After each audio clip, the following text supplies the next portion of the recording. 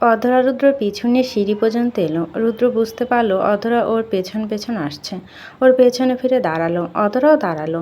রুদ্র ভুরু উঠে বলল, কিছু বলবি? অধরা থমথমে গলায় বলল, আসলে আমি না আব্বু ছাড়া আর কারো জন্য কফি বানাই না। রুদ্র হেয়ালি কণ্ঠে বলল, বেশ ভালো, তুই বানিয়ে খাওয়াবি কিনা সবই তোর ইচ্ছে, তবে মনে রাখিস আমার রুমে যেন কফি না আসে, আর যদি আসে তাহলে নিজে বানিয়ে নিয়ে আসবি। অধরা হাবার মতো তাকিয়ে রইল। রুদ্র চলে গেল। নিচে এসে মা রুকাইকে বলে বেরিয়ে গেল গ্যারেজের দিকে। গ্যারেজে গাড়ি দুটো, একটা আরমান নেওয়াজ আর একটা আরিফ নেওয়াজের। আরমান নেওয়াজের গাড়িটা আবার নতুন, 15 দিনের মতো হয়েছে বাড়িতে এনেছে। রুদ্র চলাফেরার জন্য এটা নিয়েছে। কয়েকদিন যাবত দরকার হলে না হয় কিনবে। আর তাছাড়াও একটা গাড়ি পড়ে আছে। ও গাড়িটা গ্যারেজ থেকে বের করে ড্রাইভ করে চলে গেল। মিনিট 10 পর সামনে থেকে ইপ্তিকে নিয়ে গেল। ইপ্তি ওর মুখ বানিয়ে তাকিয়ে বলল, কিরে আমার মুখ বানিয়ে রেখেছিস কেন? ধুর আর বলিস না, কিচ্ছু ভালো লাগে না। কেন, কি হলো আবার? তোর ওই চাস্তো বোন কি রিজেক্ট করে দিল? না সেসব না, আসলে মেয়ে মানুষ পটানো ভাই এত সোজা না। ওই অধরা বলছি কফি বানিয়ে খাওয়াবি। ও বলল আমি শুধু আব্বুর জন্য বানাই, তাই বলে এসেছি। আমার কাছে কফি এলে তুই বানিয়ে নিয়ে আসবি, এছাড়া যেন কফি না আসে। ইপ্তি ভাবুক গলায় বলল, বাবা এত বড় কথা বললি, তবে শিওর থাক বানিয়ে খাওয়াবে। রুদ্র ফোঁস করে শ্বাস ছেড়ে বলল, না রে, ও অনেক জেদ, আর ওর বাবার জন্যই কফি বানায়, আর কারো জন্য ছুঁয়ে দেখে না। ইপ্তি হেসে বলল, আরে ভাই চিন্তা করিস না, যে কথা বলে এসেছিস না, খাওয়াবে খাওয়াবে। দেখা যাক কী হয়। 1 মাসের মধ্যে এই মেয়েকে পটাতেই হবে, না হলে ওকে বিয়ে দিয়ে দিবে। এখন আর কি করে পটানো ট্রাই করব বলে দে তো। একটি ভাবুক গলা বলো, শুনেছি মেয়েরা কেয়ারিং পার্টনার পছন্দ করে। সেক্ষেত্রে তুই ওকে সময় অসময় কল দিয়ে বলবি কি করছো, খেয়েছো কিনা, কিছু লাগবে কিনা। রুদ্র ভাবলো কথাটা আসলেই তো ভালোই আইডিয়া। ইপ্তি বলো, নাম্বার থাকলে এখনই কল দে। আছে দাঁড়া। রুদ্র ফোনটা বের করলো। কালকে আদ্র থেকে অধরা নাম্বারটা নিয়েছিল, তবে কল দিতে গিয়ে ওর মাথায় ভূত চাপলো। ও ইপ্তিকে বলল, ইপ্তি তোর ফোনটা দে তো, তোর নাম্বার থেকে কল দিয়ে একটু শয়তানি করি। ইপ্তি ফোনটা দিল। রুদ্র নাম্বারটা উঠিয়ে বলল, নে তুই কথা বল। ইপ্তি ফোনটা হাতে নিয়ে বলল, আমি তুই ভাই কি বলবো, একটু ভালোভাবে কথা বলবি আপনি প্রেম টেম করেন নাকি, এটা সেটা জিজ্ঞেস করবি। ইপ্তি শয়তানি হেসে বলল, ঠিক আছে, তোর চাস্তো বোনকে না হয় তোর আগে আমি পটিয়ে ফেলবো। দুটো চোখ পাকিয়ে তাকালো। ইপ্তি হেসে বলল, সত্যি পটিয়ে ফেলবো? ঠিক তখন অধরা কলটা রিসিভ করলো এবং আননোন নাম্বার দেখে সালামও দিল। আসসালামু আলাইকুম। ইপ্তি স্বাভাবিক কণ্ঠে বলল, ওয়ালাইকুম আসসালাম। অধরা বলছে, হ্যাঁ কিন্তু আপনি কে? আমাকে তুমি চিনবে না। অধরা ধরা গলায় বলল, কেন, আপনার বাবা মা কি নাম ঠিকানা কিচ্ছু করে দেয়নি? বিষয়টা তেমন না। তাহলে কেমন? আসলে অধরা তোমাকে না প্রতিদিন দেখি, কথা বলার চেষ্টা করি কিন্তু বলতে পারি না। অনেক ইচ্ছে করে কথা বলতে, কিন্তু কেমন একটা ভয় লাগা কাজ করে। অধরা কপাল কুঁচকালো। আমাকে কোথায় থেকে দেখেন? আসলে আপনার ধান্দা কি বলুন তো? কি আবার ধান্দা থাকবে? আমি তোমাকে দেখি, তোমার সাথে কথা বলার বাহানা খুঁজি। তুমি কি এই ধান্দা বুঝতে পারোনি? আচ্ছা তুমি কি রিলেশন করো? অধরা এবার বুঝতে পারলো এই ছেলের কথার ধরন। ও রেগে গিয়ে বলল, এমন সাথে ও সব ফ্ল্যাট মারতে আসবেন না, ফোন রাখুক, না হলে আব্বুকে বলে হসপিটালে পাঠানোর ব্যবস্থা করব। আরে এমন করে বলছো কেন? কাউকে ভালোবাসো কিনা বলো না। অতটা টুস করে ফোনটা কেটে দিয়ে নাম্বারটা ব্লক করে দিল। এইসব ছেলেদের ওর ভালো করে চেনা আছে, ওর দরকার নেই এসবে। এদিকে ইপ্তি অধরা নাম্বারটা আবার কল দিল। যখন বুঝতে পারলো নাম্বারটা ব্লক করা হয়েছে, তখন ও ভাবলেস কণ্ঠে বলল, কি মেয়ে রে বাবা, এত ডেঞ্জারাস, পাত্তা দিল না। রুদ্র হেসে বলল, যাক আলহামদুলিল্লাহ, চাস্তো বোনটা কত ভালো, আর এই ভাই তোকে থ্যাংক। ইপ্তি রেগে গিয়ে বলল, এ পর্যন্ত কোনো মেয়ের সাথে এমন করে কথা বলিনি, আর তোর চাস্তো বোনের মুখের উপর ব্লক করে দিল, ভালোই করেছে। যা থাকবই না, গাড়ি থামা, নেমে যাব। আরে সোনা ভাই আমার, রাগ করে না। পরদিন সকালবেলা অধরা সোহা বাধ্য মেয়ের মতো পড়তে এসেছে। অধরা আজকেও রুদ্রর পাশে চেয়ারটায় সোহাকে বসিয়েছে। পড়াশোনা শেষ হলে রুদ্র আজকেও জানায় ও অধরাকে নিয়ে যাবে। অধরা আজকে না করলো না, কারণ প্রতিদিন না করলে সন্দেহ করতে পারে। যাও কোনো মতে করতে চায় না। পরীক্ষা শেষ করে অধরা বাইরে এলো, সাথে জুই ও রাইমাও আছে। অধরা আশেপাশে তাকিয়ে দেখছে রাকিব আছে কিনা। ঠিক তখন চোখে পড়ল রাকিবকে, সাথে দুটো ছেলেকে নিয়ে এগিয়ে আসছে। অধরা দমে গেল না, সাহস নিয়ে হাঁটা দিল। রাকিবও সামনে দাঁড়িয়ে বলল, পরীক্ষা শেষ? অধরা হ্যাঁ বা না কিছুই বলল না, অন্যদিকে মুখ করে রইল। রাকিব জুই আর রাইমাকে বলল, এই তোমরা যাও তো, সবসময় অধরার পেছনে পড়ে থাকো কেন? একটু আলাদা হতে দাও না। অধরা কড়া গলায় বলল, এই তোরা কোথাও যাবি না। রাকিব ভুরু উঁচিয়ে পাশের ছেলেটাকে বলল, দেখ দেখ তোদের ভবিষ্যৎ ভাবি কী রকম রাগ, ঠিক আমার মতোই। কথাটা শুনে অধরার মুখ ভেঙচি দিল। মনে মনে বলল, যদি আব্বুকে বলে দেই না, তাহলে তোর কথা বলার শক্তিও থাকবে না। রাকিব অধরাকে বলল, সবসময় এত রাগ করো কেন? অধরা আরও রেগে গিয়ে বলল, বাসায় যাব, না হলে দেরি হবে। রাকিব ওর দিকে তাকিয়ে হেসে বলল, তা ঠিক, তাছাড়াও পরীক্ষা দিয়েও তো অনেক টায়ার্ড, তাই না? যাও বাসায় গিয়ে রেস্ট নাও, আর পারলে একবার কল দিও। অধরা ওর কথা শুনে হনহন করে চলে গেল। পিছনে পেছনে জুই আর রাইমা গেল। গেটের কাছে এসে দেখলো রুদ্র আসেনি। ও জুই আর রাইমাকে বিদায় দিয়ে দাঁড়িয়ে রইল রুদ্র অপেক্ষায়। ওদিকে রাকিবকে ওর একটা বন্ধু বলল, অধরা নাকি গেটের সামনে দাঁড়িয়ে আছে, হয়তো কারো অপেক্ষায়। রাকিব কৌতূহল নিয়ে গেটের সামনে এলো। কোনো কথা ছাড়াই অধরা থেকে 2 কদম পিছনে দাঁড়ালো আর ওইদিকে তাকিয়ে হাসছিল। রুদ্র এলো গাড়ি নিয়ে। আজকে আবার বেশ হাসি খুশি দেখা যাচ্ছে। ও গাড়ি থেকে নেমে অধরার কাছে এগিয়ে এলো, সাথে তীক্ষ্ণ চোখে ওর পিছনে থাকা ছেলেটাকে ও খেয়াল করতে ভুল করলো না। রুদ্র অধরাকে বলল, গাড়িতে ওঠ। অধরা গাড়িতে উঠলেই রুদ্র ওর পাশে এসে দাঁড়ালো। অধরার দিকে তাকিয়ে হেসে বলল, কিছু খাবি? গাড়িতে উঠে আসুন। রুদ্র পাশ ফিরে গিয়ে গাড়িতে উঠল। অধরার চোখে পড়ল রাকিবকে। ও তেমন কোনো প্রতিক্রিয়া দেখালো না।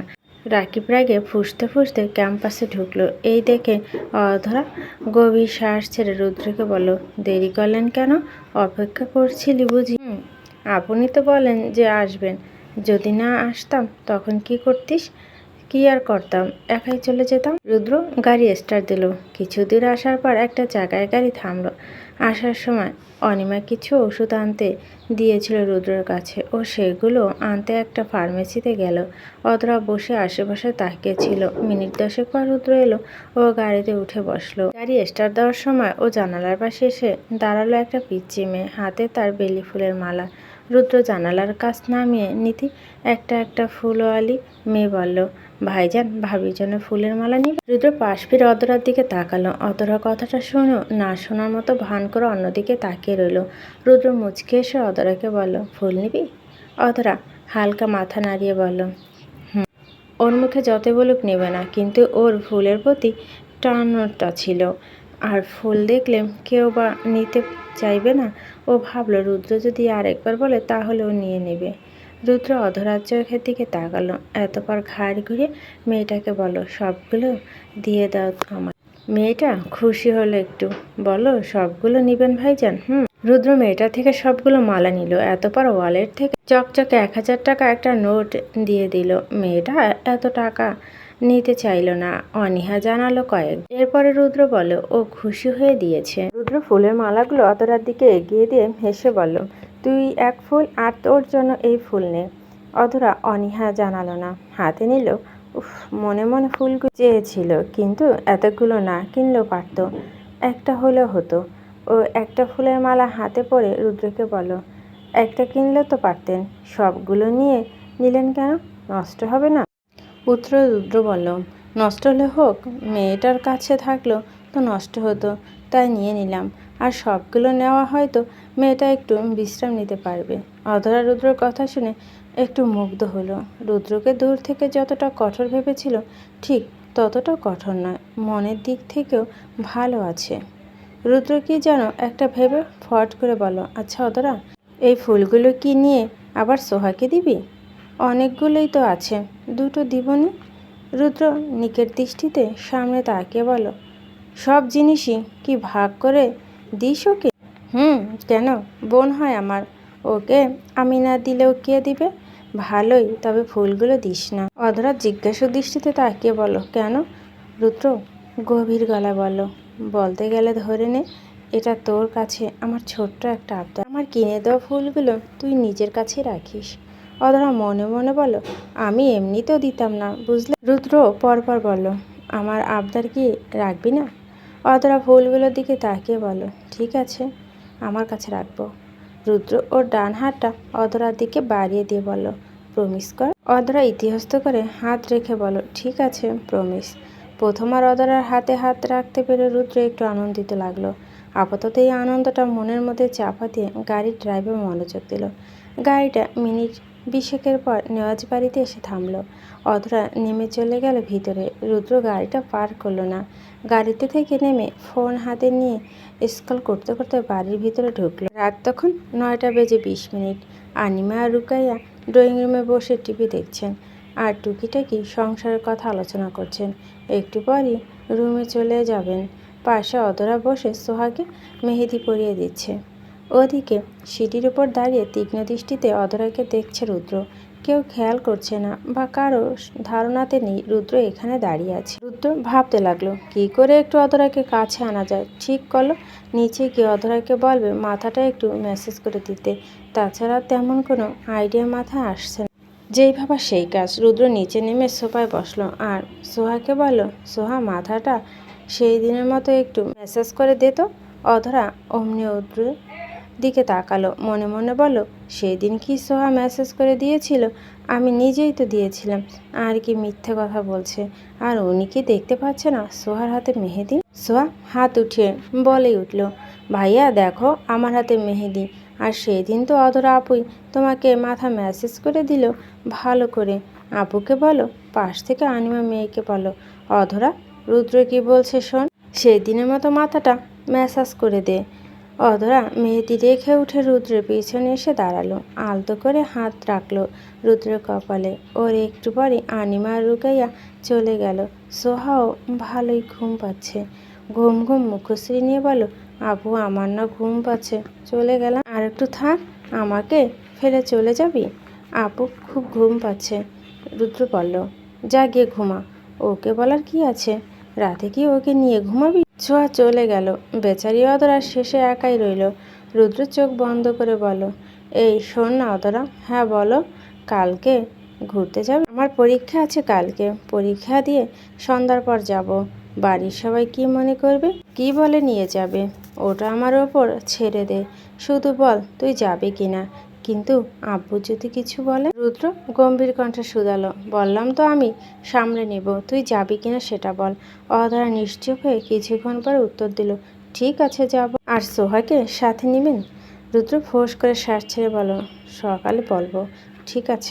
এরপর দুজনে নিশ্চুপ। আধ ঘন্টা পার হলো। অধরা হাত ব্যথা করতে শুরু করলো, সাথে ওর ঘুম পাচ্ছে। ও বলল, রুদ্র ভাই এখন না ঘুম পাচ্ছে, চলে যা। রুদ্র চোখ বন্ধ করে বিড়বিড় করে বলল, চলে গেলে তো গেলি, আবার সেই সকালে দেখা পাব।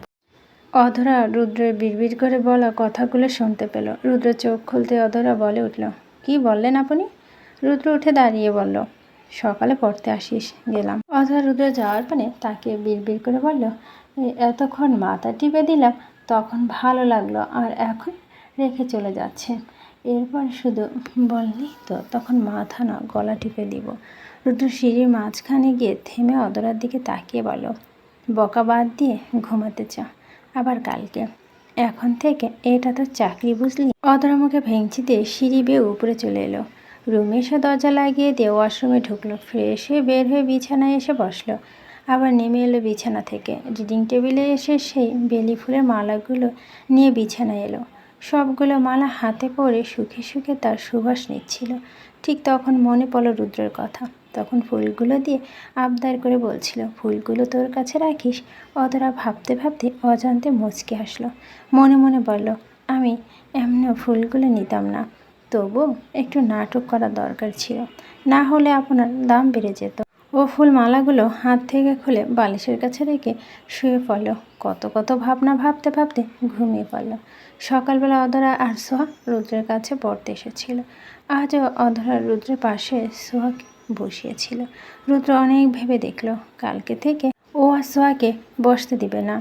ওকে কিছু একটা করতে হবে, না হলে প্রতিদিন এমনই হবে। আরমান নেওয়াজ আর আরিফ নেওয়াজ চলে গেলেন অফিসে, সাথে সোহাও গেল। ওকে কলেজে নামিয়ে দিয়ে ওনারা অফিসে চলে যাবেন। আদ্র আজকে অফিসে যায়নি, ভার্সিটিতে যাবে বলে ও রেডি হয়ে নিচে এলো। রুদ্র নামলো। অধরা খাবার টেবিলে বসে খাচ্ছিল। রুদ্র গিয়ে বসলো খাবার টেবিলে, আর অধরা এগিয়ে গিয়ে অধরার চুল টান দিয়ে পাশের চেয়ারে বসলো। অধরা ওর দিকে তাকিয়ে বলল, ভাইয়া চুল টান দিলেন কেন? আদ্র কপাল কুঁচকে বলল, আমি দিয়েছি, তোর চুলই তো আমার হাত থেকে টান নিল। পাশ থেকে রুকাইয়া আদ্রর কাঁধে হালকা চাপড় মেরে বলল, এই তুই শুধু শুধু ওকে জ্বালাস কে বলতো? খেতে দে মেয়েটাকে। অধরা বলল, ঠিক বলছো বড় আম্মু, ভাইয়া সবসময় এমন করে। আদ্র গা ছাড়া ভাব নিয়ে রুদ্রকে শুনিয়ে অধরাকে বলল, আমি এমন না করলে কে করবে? আমি তো তোর ভবিষ্যৎ। তুই শ্বশুরবাড়ি যাবি, তোকে নিয়ে আসবো। তোর কিছু দরকার হলে তুই কল দিবি, আমি অমনি চলে যাব। আবার তোর বাড়িতে গেলে ভালো মন্দ রেঁধে খাবি। কথাটা শেষ হওয়ার সাথে সাথে রুকাইয়া, অনিমা আর আদ্র তাকালো রুদ্রের দিকে, দেখতে যে রুদ্র থেকে কোনো প্রতিক্রিয়া পাওয়া যায় কিনা। রুদ্র অধরার দিকে তাকিয়ে যখন দেখলো সবাই ওর দিকে তাকিয়ে আছে, তখন বিষম খেয়ে উঠল। রুকাইয়া আদ্রকে কিছু ইশারা করলেন। যার প্রণয় আদ্র অধরাকে বলল, কিরে, তোর শ্বশুর বাড়ি গেলে আদর যত্ন করবি না? রুদ্র গলা খাকারে দিয়ে মাকে বলে, মা খেতে দাও। রুকাইয়া রুদ্রকে খাবার বেড়ে দিতে দিতে আদ্রকে বলল, এখন এত কথা বলা বাদ দিয়ে খা, এরপর যত ছড়গা করা করিস। তিনজনই নিশ্চুপ হয়ে খেতে লাগলো। অধরা খেয়ে আগে চলে গেল। এরপর রুদ্র। আদ্র উঠে বেসিন থেকে হাত ধুয়ে এসে দাঁড়ালো। রুকাইয়া ছেলের দিকে টিস্যু এগিয়ে দিয়ে বললেন, এখনকার মতো যেভাবে ওদেরকে খোঁচা মেরে কথা বললি না, এরপর ওদেরকে এমন কথাই শোনাতে হবে। আদ্র বলল, তাই করতে হবে। ভাইয়ার সামনে বারবার অধরার বিয়ের কথা বলতে হবে, তাহলে তো একটু নরম হবে। যদি 1 মাসে কিছু না হয়, তাহলে দেখব মেজো আপু সত্যি অধরাকে বিয়ে দিয়ে দেবে। অনিমা চেয়ারে বসে বলেন, আদ্র ঠিকই বলছে ভাবি। অধরার বাবা নিজেকে হাসি খুশি দেখাচ্ছে ঠিকই, কিন্তু ওনার ভিতরে একটু রাগ আছে, প্রকাশ করবে না ঠিক, কিন্তু আসলে তিনি রেগে আছেন। রুকাইয়া বললেন, তা তো রেগে আছে জানি, আর রেগে থাকবে না কেন? এই ছেলেটা অধরার দোষ দিয়ে তো দেশে আসেনি। ভাইয়ের জায়গায় আমি থাকলেও ও আমারও রাগ হতো। আদ্র ঘড়ির দিকে তাকিয়ে বলল, মা আসি, দেরি হয়ে যাবে। যা, সাবধানে থাকিস। বেলা 12টা। রুদ্র শাওয়ার নিয়ে বসে আছে, কোনো কাজ নেই, তাই বোরিংও লাগছে। মাথায় এলো অধরার কথা। অধরা একটু পরে যাবে কলেজে, ওকে দিয়ে আসলে মন্দ হয় না। রুদ্র রুম থেকে বেরিয়ে অধরা রুমের দিকে গেল, এই বলতে যে তোকে আজকে দিয়ে আসবো, এখন না বললে এলে অধরা আবার চলে যাবে। রুদ্র অধরার রুমের সামনে এসে দেখলো দরজা খোলা, অধরাকে দেখা যাচ্ছে না। রুদ্র ডাক না দিয়ে রুমে প্রবেশ করলো। এভাবে কারো ঘরে ঢোকা মোটেও উচিত না, তবুও তো সাহস নিয়ে ঢুকলো। অধরার কথা শোনা যাচ্ছে ব্যালকনিতে। রুদ্র চুপি চুপি ব্যালকনির দরজার কাছে গিয়ে দাঁড়ালো। অধরা তখন কথা বলছিল জুইয়ের সাথে। টপিকটা ছিল রাকিবকে নিয়ে। জুই বলছিল, অধরা দেখবি আজকেও রাকিব এসে কথা বলবে। অধরা বলল, ও কাজ কি সব সময় এসে নাকা নাকা কথা বলবে?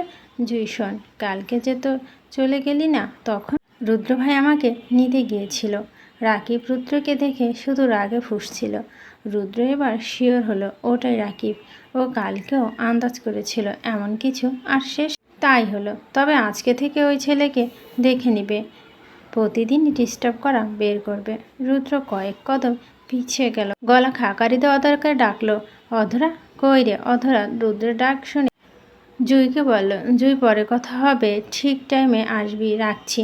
ঠিক আছে। অধরা রুমে ফিরে রুদ্রকে বলল, হ্যাঁ ভাই বলো, কি করছিলে? ও বান্ধবীর সাথে একটু কথা বলছিলাম। ও কোন বান্ধবী? ওই জুই যে। ও কিছু বলবেন? পরীক্ষা দিতে যাবি কখন? একটু পরে। আমি দিতে যাব, আপনি যাবেন?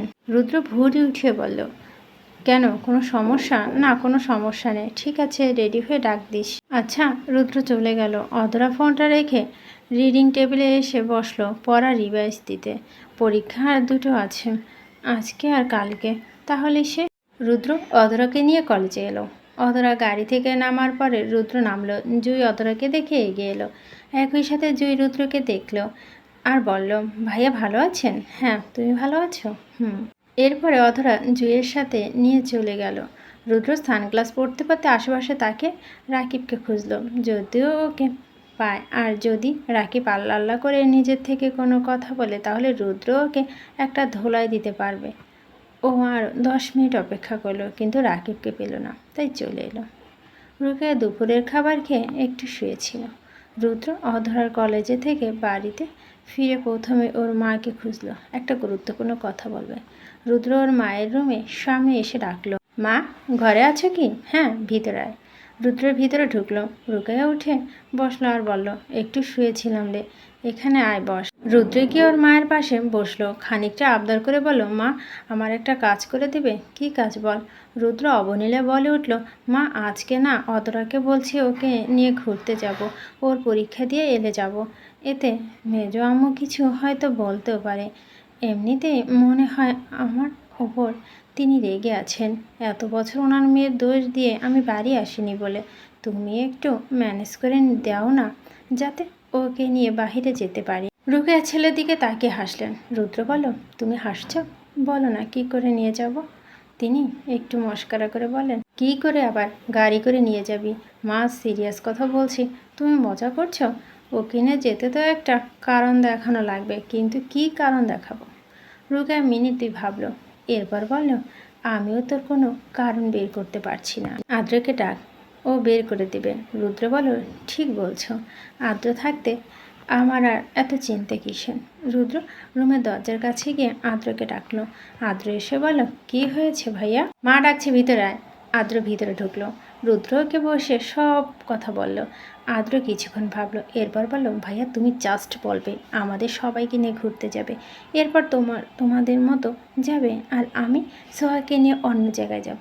আর সোহাকে নিয়ে একটা রেস্টুরেন্টে গেলে ও আর কোনো কথাই থাকবে না, পেটুকটার খাওয়া তাহলেই থাকবে। রুদ্র হেসে বলল, ভালো আইডিয়া তো, থ্যাংক ইউ ভাই। অধরা পরীক্ষা দিয়ে এসে দেখলো রুদ্র আগেই দাঁড়িয়ে আছে, তবে গেট থেকে একটু দূরে। অধরা রুদ্রের কাছে এসে দাঁড়ালো। আস্তে আস্তে সব স্টুডেন্ট চলে গেল। রুদ্র দাঁড়িয়ে আছে তো আছে, নড়ছে না। অধরা বলল, কি হলো, যাবেন না? যাব, একটু দাঁড়া। অধরা প্রশ্ন করলো, কেন? রুদ্র বাঁকা হেসে বলল, আরে কয়েকটা মেয়ে দেখতে দে। অধরা রাগ হলো, বুকে হাত গুজে অন্যদিকে ফিরে দাঁড়িয়ে রইল। এই সময় এলো রাকিব। অনেকক্ষণ ধরে অধরা আর এই ছেলেকে একসাথে দাঁড়িয়ে থাকতে দেখে না এসে পারল না। রাকিবের সাথে আবার দুটো ছেলেও আছে। রুদ্র গা ছাড়া ভাব নিয়ে দাঁড়িয়ে রইল। রাকিব এসে অধরাকে জিজ্ঞেস করলো, অধরা বাড়ি যাবে না? যাব। আর এই ছেলে কি? অধরা অধরা রুদ্রের দিকে তাকিয়ে রইল। এমনি একটু আগে রুদ্র বলা কথা রাগ উঠে আছে, আর এখন রাকিবের কথা শুনে ওর গা পিত্তি জ্বলে উঠেছে। রুদ্র কড়া গলায় অধরাকে বলো, গাড়িতে ওঠো, ফিরতে হবে। অধরা রুদ্রের মুখে তুমি সম্বোধন শুনে আবারও অবাক হলো, চুপচাপ গাড়িতে উঠে বসলো। এবার রুদ্র রাকিবের দিকে তাকিয়ে বলো, তো কি যেন বলছিলে? কি হন আপনি অধরা? রুদ্র এগিয়ে এসে বলল, জামাই হই জামাই। কথাটা অধরা শোনেনি। এই শুনে রাকিব বলল, কি? ও তো বিয়ে হয়নি, মিথ্যে কেন বলছে? তোমার সাথে মিথ্যে হলে কি লাভ আমার? আর অধরাকে নিয়ে কথা বলার রাইট পাও কই থেকে? ভালোবাসি ওকে। রুদ্র খামচে ধরল রাকিবের শার্টের কলার। অধরা গাড়িতে থেকে দেখো কিছু বলল না, মনে মনে এই চেয়েছিল। রুদ্র মুখোমুখি হয়ে দাঁত চেপে হিস হিসে বলল, জিভ টেনে ছিঁড়ে ফেলবো অধরাকে নিয়ে কথা বলে। শুনেছি তুই ওকে ডিস্টার্ব করিস, আর কেন করিস তাও জানি। কালকে দেখেছি, আজকে দেখলাম। তবে ফার্দার যদি ওর আশেপাশে দেখি তাহলে তোর খবর আছে। আর যদি ভেবে থাকিস আমার দ্বারা এতটুকুই, তবে সেটা ভুল। আমার ফ্যামিলি ভালো বলেই যে আমিও ভালো সেজে তোকে ছেড়ে দেব তা না, একদম কলিজা ছিঁড়ে ফেলবো। ফার্স্ট অ্যান্ড লাস্ট ওয়ার্নিং, তোকে যেন অধরার চারপাশে না দেখি। পাবলিক প্লেস বলে রুদ্র কথাগুলো বলে ছেড়ে দিল। রাকিব রাগে রিড়ি করে ক্যাম্পাসের ভিতর ঢুকে গেল। রুদ্র সানগ্লাস পরে গাড়িতে উঠে এলো। অধরাকে বলল, মিথ্যে বলেছিলি কেন? সেদিন বলেছিলি তো ওই ছেলেকে নিয়ে খেপায়। ছেলেটা যে তোর সিনিয়র আর ডিস্টার্ব করে তা তো দেখলামই। বাড়িতে বলিসনি কেন? অধরা সিট বেল্ট লাগিয়ে বলে, আব্বুর যা রাগ ওকে মেরেই ফেলতো। রুদ্র মুখ বেঁকিয়ে বলল, ওই মেরে ফেলতো, মারলে মারতো, তোর দরদ লাগলো কেন? এ তো অতটা কিছু বলো না, গুমট বেঁধে রইল। এভাবেই কোনো কথা ছাড়া দুজনে বাড়িতে চলে এলো। সন্ধ্যার পর অধরা, সোহা, আদ্র রেডি হয়ে ড্রয়িং রুমে বসেছিল রুদ্র এলে ওরা সবাই বেরিয়ে গেল। রুদ্র খেয়ালে এলো অধরা বোরখা আর সুন্দর করে হিজাব বেঁধেছে। বাহ, ভালোই লেগেছে ওর কাছে। চারজন বেরিয়ে গেল। গাড়ির কাছে এসে রুদ্র আর আদ্রর সামনে বসলো। অধরা আর সোহা দু বোন পেছনে। কিছু দূর যাওয়ার পর রুদ্র গাড়ি থামালো। আদ্র নেমে গিয়ে সোহাকে বলল, এই সোহা, নাম তো। সোহা বলল, কেন? কাজ আছে, আয়। সোহা নামলো। অধরাও নামতে নিল। অদ্র বলল, তুই নামছিস কেন? তুই থাক, আমি আর সোহা একটু আসছি। অধরা বলল, ঠিক আছে। তৎক্ষণাৎ রুদ্র গাড়ি নিয়ে চলে গেল। অধরা এগিয়ে এসে বলল, ওরা কোথায় যাবে আর আমারই বা কোথায় যাচ্ছি? রুদ্র ঘাড় ঘুরিয়ে বলল, তোকে নিয়ে ঘুরতে যাব বলছিলাম না, তাই যাচ্ছি। ওরা সাথে যাবে কেন? তাহলে ওরা কোথায় থাকবে? রুদ্র নিকেট কণ্ঠে বলল, ওদেরকে নিয়ে চিন্তা বাদ দিয়ে একটু তো আমার জন্য চিন্তা করতে পারিস। অধরা তাজ্জব বনে গেল। ও কি জিজ্ঞেস করলো আর রুদ্র কি উত্তর দিল? ও শেষে চুপচাপ বসে রইল। রুদ্র লুকিং গ্লাসে অধরার দিকে তাকিয়ে বলল, চুপ হয়ে গেলি কেন? কথা বল। কি বলবো? কোথায় যাবি? যেখানে ইচ্ছা সেখানে নিয়ে চলুন। ও তাহলে চল। রুদ্র অধরাকে নিয়ে একটা উন্নত মানের রেস্টুরেন্টে এলো। ছাদে প্লেসটা অসম্ভব সুন্দর। অধরা নিশ্চুপ হয়ে রুদ্রের পেছন পেছন ঢুকলো। রুদ্র একটা টেবিলে বুক করলো। মিনিট 10 পর সেখানে ইফতার এলো। তবে অধরাকে দেখে কেমন একটা গুমট বেঁধে এসে দাঁড়ালো। কালকে অধরা ওকে মুখের ওপর ব্লক করে দিয়েছিল, ভাবতেই ও যেন কেমন লাগলো। রুদ্র অধরাকে বললাম, অধরা, তুই তো ইপ্তির কথা শুনেছিস? ও হচ্ছে ইপ্তি, আমার বন্ধু। একই সাথে রুদ্র ইপ্তিকে বলল, ইপ্তি ও অধরা আমার মেজো চাচার মেয়ে। ইপ্তি শয়তানি হেসে বলল, আসসালামু আলাইকুম ভাবি। অধরা নাক মুখ কুচকে নিল। রুদ্র তরিত চোখে ইপ্তির দিকে তাকালো। ইপ্তি রুদ্র আর অধরাকে কিছু বলার সুযোগ দিল না। বলল, সরি ভাবি না আপু, আসলে ভুল করে ফেললাম। অধরা, আপু কিছু মনে করবেন না। অধরা হালকা হাসলো। রুদ্র বলল, তুই বস।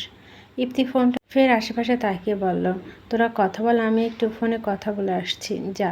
রুদ্র বসে পড়ল। অধরার দিকে তাকিয়ে বলল, তো কি খাবি? অর্ডার কর। অধরা অনীহা জানালো, আপনার যা ভালো লাগে তাই অর্ডার করুন। আমি কি অর্ডার করব? তুই কর। অধরা মেনু কার্ড দেখছিল। রুদ্র বলল, আচ্ছা অধরা, তোকে একটা কথা বলবো। বলুন। আচ্ছা, তুই আমাকে মিস করছিস এতগুলো বছর? মানে আমি যে এতগুলো বছর আসিনি, তোর আমার কথা মনে পড়েনি? মিস করিসনি? অধরা এই একটা সুযোগ পেল রুদ্রকে কথা শোনার। এতগুলো বছর রাগ আজ ঝাড়বে। অধরা মুখ ভেঙচি দিয়ে বলল, মিস করব কেন? আপনি তো আমার দোষ বাড়িতে আসেনি। রুদ্র হেয়ালি করে বলল, আরে তোকে তখন দেখছিলাম না, তাই তোর দোষ দিয়েছিলাম। এখন তো অন্য ব্যাপার হয়ে গিয়েছে। অধরা ধীর দৃষ্টিতে তাকালো। কি ব্যাপার হয়ে গিয়েছে? ও তুই বুঝবি না। কি খাবি অর্ডার কর। বলবেন না?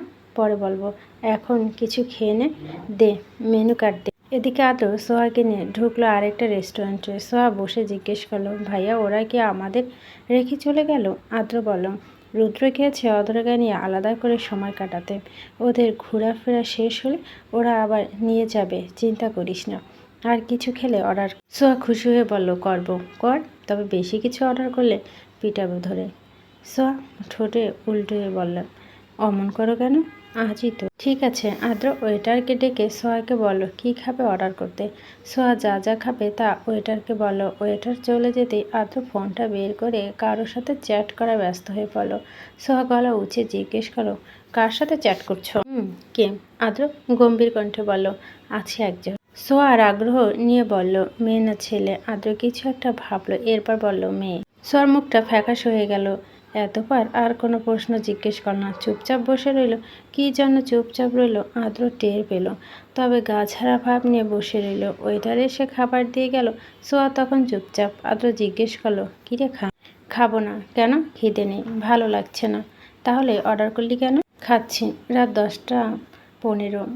রুদ্র অধরাকে নিয়ে রেস্টুরেন্ট থেকে বেরিয়ে গাড়িতে উঠল। অধরা এবার নিজে থেকে রুদ্র পাশে বসলো। এখন ওরা আদ্র আর সোহার কাছে যাবে, তাও 8 ঘন্টার মতো লাগবে। আর বাড়িতে ফিরতে ওদের ভালোই রাত হবে। রুদ্রর মাকে আর অধরা মাকে জানিয়ে দিল রাত ফিরবে। রুদ্র এক হাতে স্টারিং ও ওপর হাতে ফোন নিয়ে কল দিল আদ্রকে। হ্যালো ভাইয়া, তোমাদের আসতে কতক্ষণ লাগবে? এই আসছি, আর একটু ওয়েট কর। ঠিক আছে, একটু তাড়াতাড়ি আসো, না হলে আবার ফিরতে দেরি হবে। রুদ্র ফোনটা ডেস্কে রাখতে অধরা বলল, ওদের সাথে নিয়ে এলে কি এমন মহাভারত অশুদ্ধ হতো?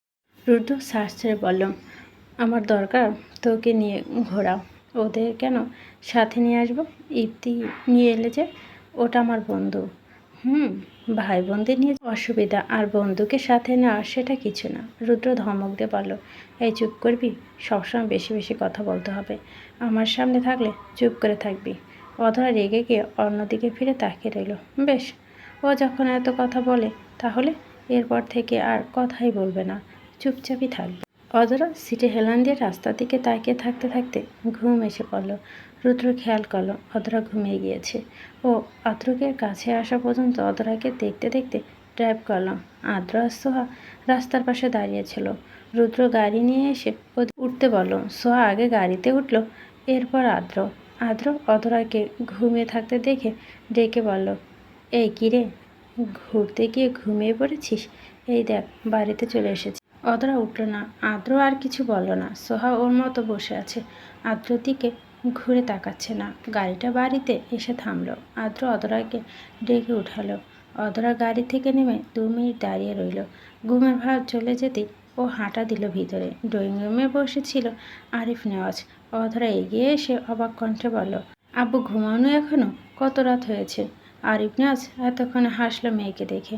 এতক্ষণ খুবই চিন্তায় ছিলেন তিনি। উঠে দাঁড়িয়ে বলেন, ঘুমাবো এখন, তুমিও ফিরে এসে শুয়ে পড়। ঠিক আছে। আরিফ নেওয়াজ চলে গেলেন। অধরা সিঁড়ি বেয়ে উপরে চলে এলো নিজের রুমে। আদ্র আর সোয়া চলে গেল যে যার মতো। ওদিকে রুদ্র গাড়িটা গ্যারেজে রেখে ভিতরে ঢুকলো।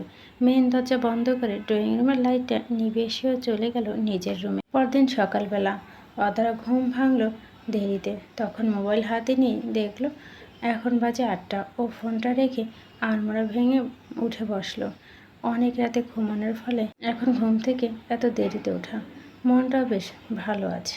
ও ফ্রেশ হয়ে নিচে এসে সোজা খাবার টেবিলে চলে এলো। আদ্র আগেই বসা ছিল। অধরার মনটা আজকে ভালো থাকায় ও আদ্র চুল টেনে পাশের চেয়ারে বসলো। আদ্র ঘাড় ঘুরিয়ে ওর দিকে তাকিয়ে বলো, বাবা আজ সূর্য কোন দিকে উঠেছে রে? তুই আজ আমার মাথায় চুল টান দিলি? কই, আমি দিয়েছি? তোমার চুলই তো আমার হাত টান দিল। আমার কথা আমাকে ঘুরিয়ে দিচ্ছিস।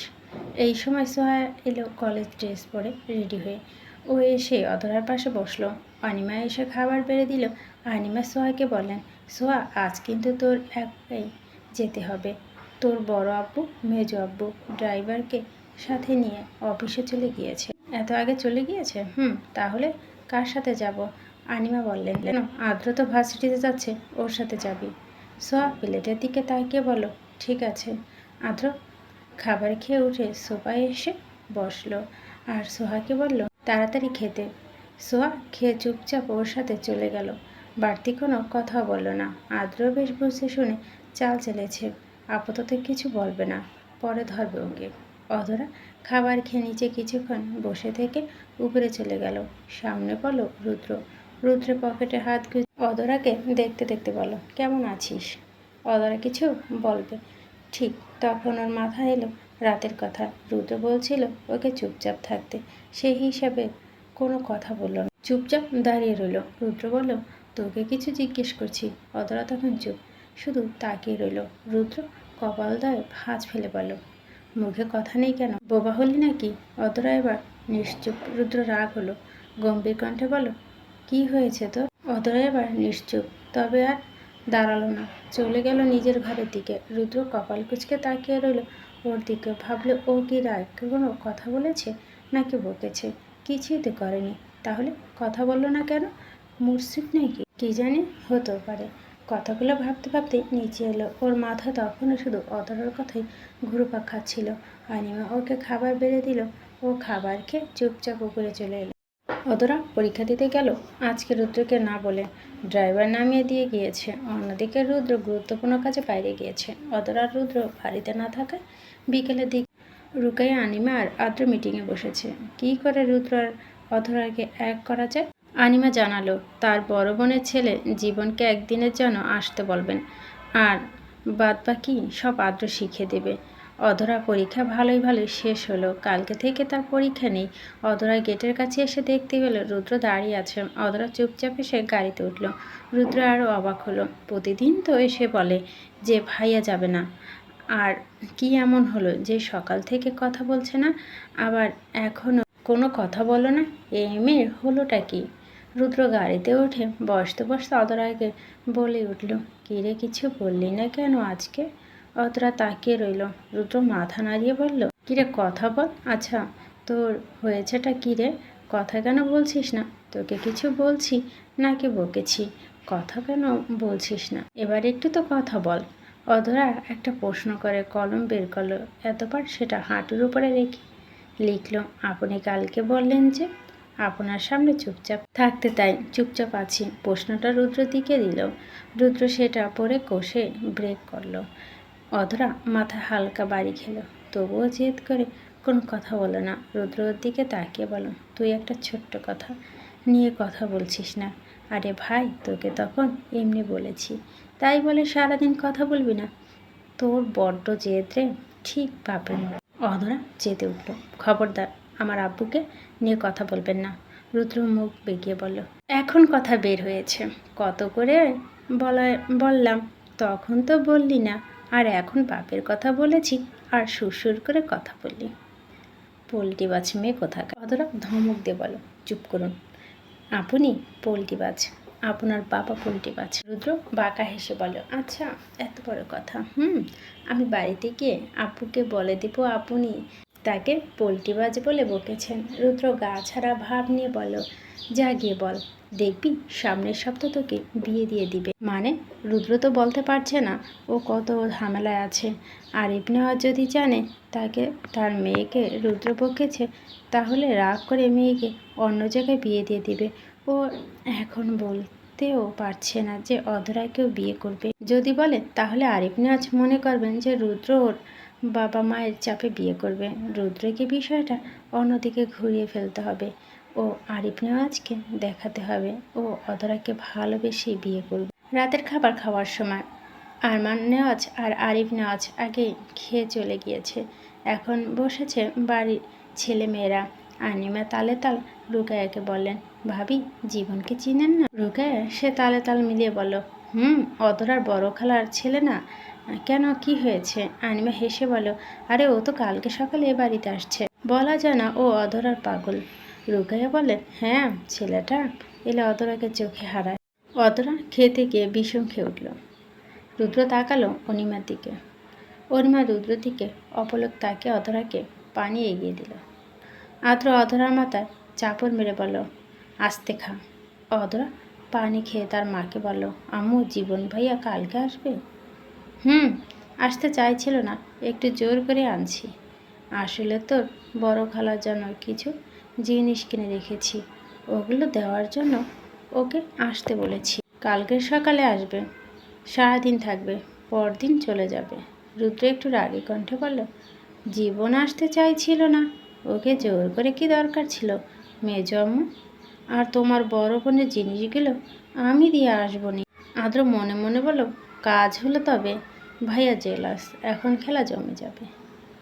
আনিমা বলল, আরে রুদ্র তোর কষ্ট করতে হবে, ও তো আসছে। রুদ্র তপ্ত শ্বাস ফেলল। অধরা আর চোখে তাকালো রুদ্র দিকে। রুদ্র ঝটপট খাওয়া শেষ করে উঠে দাঁড়িয়ে অধরাকে উদ্দেশ্য করে বলল, অধরা খাওয়া শেষ করে রুমে আসিস একটু। অধরা বলল, ঠিক আছে আসছি। পাশ থেকে সোহা অধরার বাম হাত ধরে থমথমে কণ্ঠে বলল, আপু তোমার সাথে না একটু কথা আছে, খাওয়া শেষ হলে বলবো, সিরিয়াস কথা।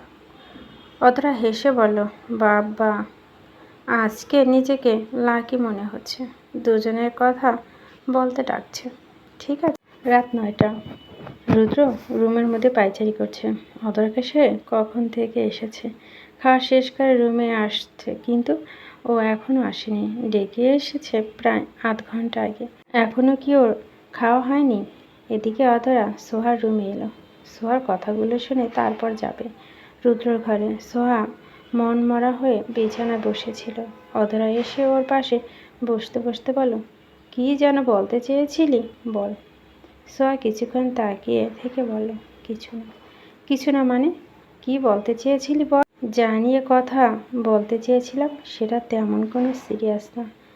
তখন যে বললি সিরিয়াস কথা, আর এখন কথা ঘোরাচ্ছিস। আপু সত্যি কোনো কথা ঘোরাচ্ছি না, কোনো সিরিয়াস কথা না আপু।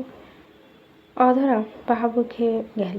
সোহা বলল, মানে এমনি ডেকেছিলাম, একটা কথা বলবো। বল। আজকে তোমার কাছে থাকতে দিবে? ঠিক আছে, আয়। অধরা উঠে রুম থেকে বেরিয়ে চলে গেল রুদ্রের রুমের দিকে। ও রুমের সামনে এসে ডাকলো, ভাইয়া আসবো? আয়। অধরা রুমে ঢুকলো। তোকে কখন বলেছি আসতে, আর তুই এখন এলি? এতক্ষণ লাগে খেতে? না আসলে সোহা ডেকেছিল, তাই ওর সাথে কথা বলতে বলতে দেরি হলো। তোর আমার থেকে সোহার ডাক বড় হলো? অধর হাত চোখে তাকালো, বলো রুদ্র রেগে গিয়ে বলো, আসলে বড় হলো। যা তাহলে, এসেছিস কেন? সোহার কথায় গিয়ে শোন। সোহা নিজের রুমে বাইরে এসে দরজা লাগিয়ে অধরার রুমের দিকে হাঁটা দিল। সামনে এসে দাঁড়ালো আদ্র। সোহা ওকে পাশ কাটিয়ে চলে যেতে ঠিক তখন আদ্র বলল, কোথায় যাচ্ছিস? আপুর রুমে। কেন? ঘুমাতে। তোর রুম কি হয়েছে? ও রুমে যেতে হবে কেন? এমনি ভালো লাগছিল না। ওই কি হয়েছে বলতো? দুদিন ধরে দেখছি আমার সাথে কথা বলিস না, ঝগড়া করিস না, চুপচাপ হয়ে গিয়েছিস, কারণ কি? সো আদ্রর মুখের দিকে তাকিয়ে বলো, কি কারণ থাকবে? না তুই প্রতিদিনের মতো ঝগড়া করছিস না, তাই জিজ্ঞেস করলাম। ঘুম পাচ্ছে, গেলাম। এই বলে 1 সেকেন্ডে দেরি করলো না, সোজা অধরার রুমে ঢুকে গেল।